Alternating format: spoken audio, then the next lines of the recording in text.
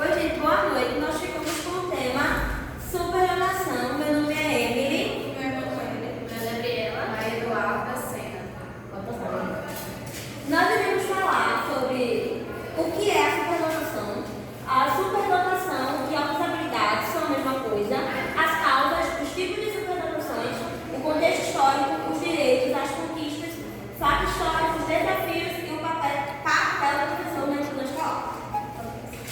O que é? A superdotação, mas também chamada de altas habilidades, é um funcionamento cognitivo atípico inato, onde os indivíduos eles apresentam um potencial muito superior à média da população. Ou seja, a pessoa superdotada, ela não treina para ser superdotada, ela não estuda para ser superdotada, ela já nasce com a superdotação, pois é de genética. Mas não é que é porque é de genética que a pessoa, uma criança que é diagnosticada com superdotação aos 5 anos, que ela tem superdotação, que ela já sabe ler, já sabe escrever perfeitamente, que ela não vai precisar do ambiente escolar para desenvolver suas altas habilidades.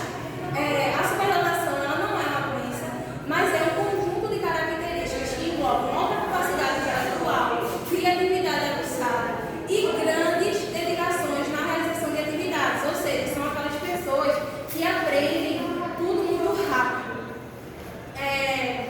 É perfeitamente possível uma pessoa ser superdotada, ter autismo, ter TDAH e ter TEA, e a superdotação, nesse caso, a superdotação, ela pode acabar mascarando os transtornos, e os transtornos, eles podem acabar mascarando as superdotações. A superdotação, a pessoa que é superdotada, né, não é porque uma pessoa ela é superdotada que ela vai estar ali sempre tirando 10. Porque a superdotação, ela está ligada ao potencial e às altas habilidades, não apenas em resultados perfeitos. Bom, superdotação e outras habilidades são a mesma coisa. Estudos vão apontar que muitas pessoas usam como sinônimos. Superdotação e outras habilidades são a mesma coisa. Porém, tem uma pequena diferença, que é, no caso, a superdotação é algo que já nasce com aquela criança. Ou seja, independente do meio que aquela criança vive, aquilo já vem com ela. E as outras habilidades não se manifestam de acordo com o meio que a criança vive. Por exemplo, uma criança que já nasceu, gosta muito de violino, mas nunca teve alguém que lhe ensinasse, nunca teve alguém que dissesse que, tipo, vou ajudar essa criança. E daí ela não vai conseguir desenvolver isso. Então isso é uma alta habilidade. Agora, a criança já nasce com esse talento de tocar violão. A primeira vez que ela toca violão, já toca violão perfeitamente. Então aí é uma criança superdotada. As causas da superdotação. Temos a questão da genética, que é a hereditariedade, que é passada de pais para filhos, né? Porque a superdotação, ela tem um gene muito forte. Então, quando essa pessoa tem filho, vai passar para esse filho na maioria dos casos. A questão da neurobiologia é algo que vai ser dito já, que é a questão da tríade de Henson. E o ambiente estímulo é mais ligado às altas habilidades, que é quando a criança ela é estimulada a isso. Os sinais de compreensão hiperfoco, raciocínio rápido, vocabulário avançado, aprender a ler, andar ou falar com implantes da mente. E aqui a gente tem 5 tipos de superdotação. A superdotação intelectual ou acadêmica é quando aquela pessoa, aquela criança, ela aprende tudo muito rápido, com muita facilidade. Exemplo disso são aquelas crianças que aprendem a ler antes mesmo do restante da turma. Superdotação criativa, como o próprio nome já diz, a superdotação criativa são aquelas pessoas criativas que estão sempre criando com suas próprias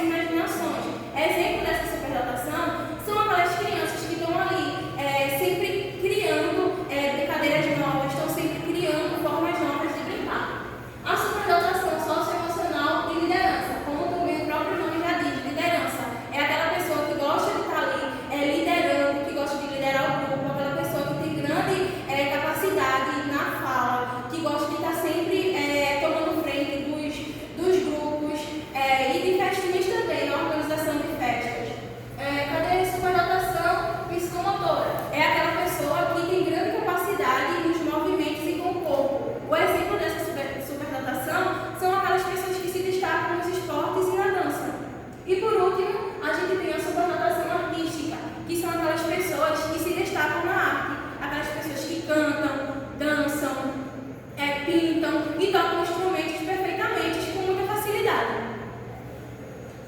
Aqui a gente tem os 3 anéis de Renzulli. Renzulli ele foi um psicólogo e educador que para ele o comportamento superdotado só acontecia se esses 3 anéis estivessem em conjunto. Habilidade acima da média são aquelas pessoas que aprendem tudo com muita facilidade. A criatividade, como eu também já falei anteriormente, a criatividade são aquelas pessoas que têm o ato de criar coisas novas com suas próprias imaginações. E o comprometimento com a tarefa são aquelas pessoas esforçadas e que se dedicam. O atendimento a pessoas com deficiência, ele surgiu por volta do período Agora eu vou falar sobre o contexto histórico.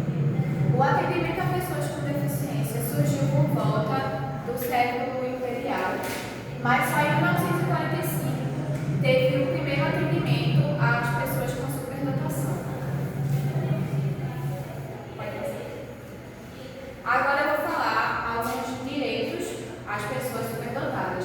Um deles é o atendimento educacional especializado, conhecido como AEE, onde o aluno ele precisa estar na sala junto com os outros, na sala comum, mas ainda precisa de um determinado apoio fora da sala de aula. Onde também tem um enriquecimento curricular, onde a escola deve oferecer desafios, pesquisas e projetos para estimular suas habilidades.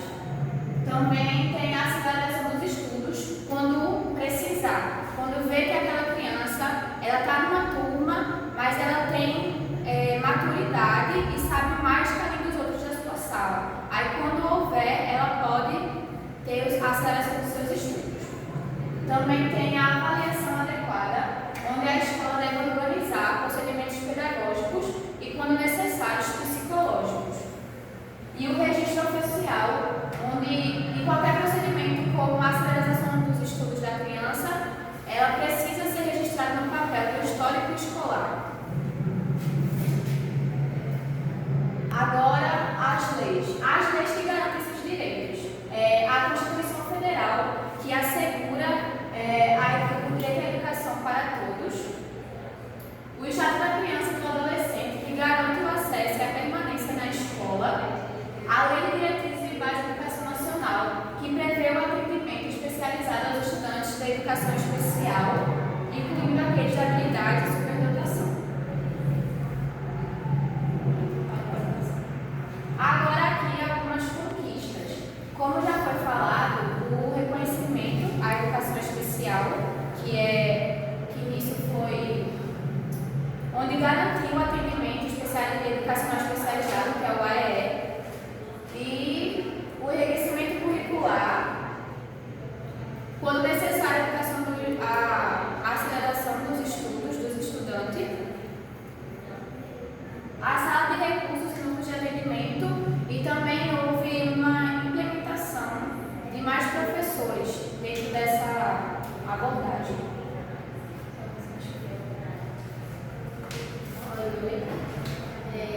Fato histórico. Helena Antipov, ela foi uma psicóloga que considerada pioneira da educação, e ela também abordava estudar sobre a inclusão. A introdução do termo excepcional, em vez de retardado no vocabulário da psicologia, e com o passar do tempo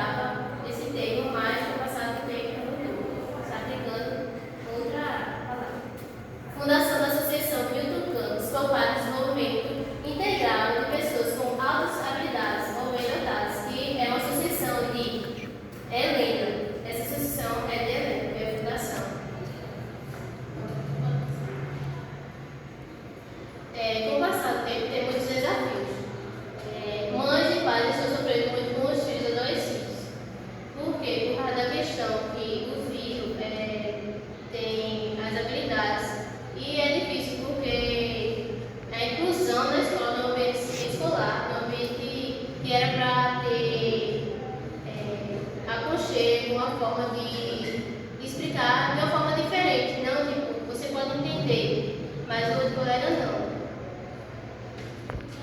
Existem crianças superdotadas que passam por várias escolas. Teve uma mãe que eu vi um comentário que ela comentou, que foi muito importante, que o filho dela já colocou em várias escolas. Só que teve que mudar, porque o ambiente escolar para ele não estava adiantando, não estava como posso dizer, sendo acolhido de forma adequada. Elas não conseguem se adaptar aos alunos, porque o ambiente escolar não está preparado para a chegada, porque a gente vê que as escolas, o ambiente escolar, não tem um profissionalizado na área. Dificuldade para criar vínculo com os colegas. Temos dificuldade porque a gente vê, né, na escola que os grupinhos ficam separados, de vez de incluir isso. Escolas despreparadas. A gente vê muito que as escolas estão despreparadas para essa questão. O papel do professor na inclusão escolar. Deve adaptar práticas pedagógicas para atender a diversidade da turma, focar nas potencialidades e não nas limitações, estimular a empatia em sala de aula com atividades que valorizem o respeito à diferença, buscar capacitação constante, mudanças e aplicar atividades que sejam uma forma de incluir o aluno, de entender.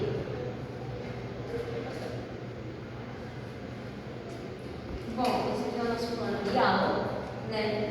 Aí temos um tema da nossa aula, que vai ser Detetives dos Mistérios. Quem resolveu o enigma? Essa é uma aula mais dinâmica.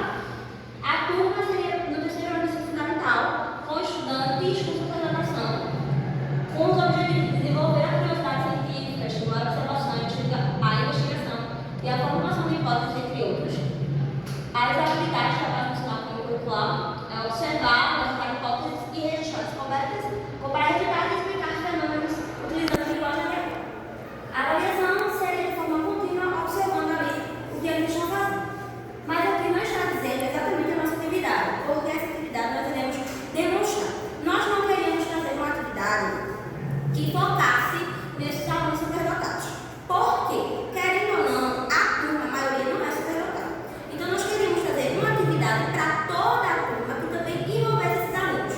Porque eu, em escolas, o que eu mais vejo é o professor levando uma atividade para algum aluno que tem alguma comorbidade e dando para ele, pronto, ele fica lá fazendo a dele e o resto da turma faz a deles. Então não era essa a nossa intenção. Então nós iremos fazer uma atividade para toda a turma, mas que essa criança também consiga ser envolvida. Pessoal? Essas são as nossas referências. E agora nós iremos fazer o exemplo prático da nossa vida. Bom, professor, na nossa atividade, eu sou a professora, essas são as alunas e essa aqui é a aluna que tem superdotação. Pronto, eu vou começar aqui, que seria a nossa aula. Bom dia, gente! Bom dia, professora! Hoje nós iremos fazer uma aula muito legal e divertida. Eu já sei o que é, Calma. mas eu já sei. Mas calma que eu vou explicar. Nós iremos fazer um experimento. E essa panela aí, pô? Essa panela, porque nós hoje iremos fazer pipoca. É para comer, tia? Claro que não, né? Não, Se fosse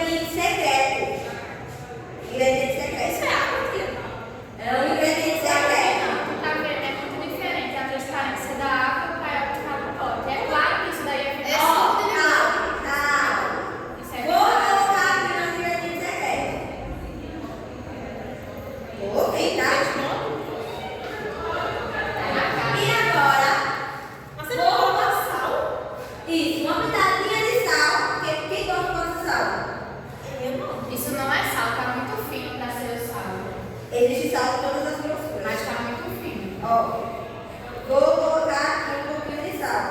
Um pouquinho deu tudo. Meu Deus! Tá Ó, parecendo vou uma colocar. Cadê a pipoca? Não virou pipoca. Tá vendo que elas estão indo pra Mas o baixo? menino tá, ó, pra se cima? mexendo o tempo todo, tá Elas vendo? estão dançando. Exatamente. Por que isso? Viraram meninos dançantes. Agora, a atividade para vocês é para vocês, em grupo, tá certo? Pensarem o que foram esses ingredientes secretos que eu coloquei e o porquê que isso aqui aconteceu. Não para de dançar. Não para. Em grupo, vocês vão se juntar e vão me dizer o porquê que isso aqui aconteceu. Por que isso aconteceu? Você sabia todos os ingredientes? Como é que você sabe que aquilo que ela colocou dentro não era sal, era carboidrato? Não é carboidrato, isso é bicarbonato de sódio. Por quê? E como é que você sentiu a diferença? Porque eu não percebi nada, pra mim é Porque pra mim o sal é mais grossinho. E ali tava muito fino pra ser um sal. Até se fosse um sal refinado. E quando entrou em contato com a água, ele começou a ferver, porque liberou carbono na água. Porque o elemento surpresa que ela colocou não é água nem nada, nem suco de limão. Era só vinagre. Eu pensei que era. Mas eu não também é. não senti a diferença. Pra mim seria sal. É só olhar e ver a diferença. Pra mim, era sal, era água no lugar do vinagre. Não, Isso com limão. não, nada disso. Por isso que as pipocas começaram a dançar quando entrou em contato Nossa, com o bicarbonato de sódio. que interessante. Gostei, legal. Primeiramente, muito obrigado a todos, né, que estavam aqui e ao senhor também que está aí escutando a gente. Minhas considerações finais foi que me ajudou a compreender, podem me julgar, mas me ajudou a compreender o que era a superdotação, pois eu não sabia, né, o que era a superdotação. E na minha cabeça, a superdotação era uma doença. E depois que eu comecei a estudar lá no seminário, eu entendi que não era uma doença e sim uma condição genética. Bom, as pessoas consideram ser finais para mim que eu achei interessante, pois da visão de ter estudado, o trabalho, que a gente vê que não tem um preparo adequado no ambiente escolar. Tem muito despreparo ainda na questão de ajudar os alunos.